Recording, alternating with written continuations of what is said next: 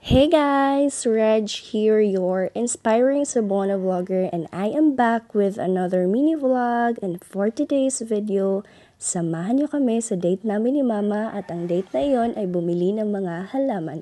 Actually, marami na kaming halaman sa bahay guys, pero happiness yan ni Mama, so let's go!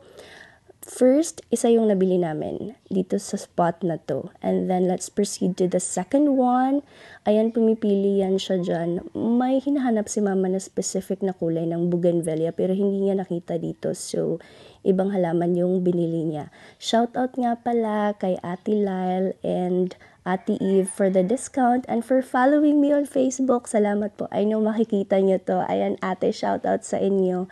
Tatlo yung nabili namin dito guys. Ayan, isang bulaklak and yung dalawang halaman. Hindi ako sure kung anong tawag dyan guys. Basta halaman. Anyway, yan yung nabili namin. 4 na yan siya. Tapos, nag-hi para ako dito kay Ate Eve and kay Ate Lyle. Sinali ko siya sa vlog. Makikita nila to. So, thank you po sa inyo mga ate.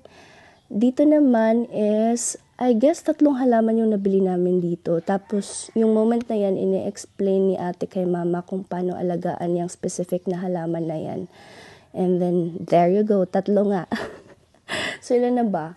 3, 4, 5, 6, 7 na yung nabili namin guys. And ito yung last na pinuntahan namin. And Mama was looking for limoncito na minarkot. And nakita namin siya. That's it for this halaman adventure with Mama. So, plantita talaga si Mama guys. Even before the pandemic happened. Sobrang dami na naming tanim sa bahay. And that's it for now. See you guys on my next mini vlog. Amping!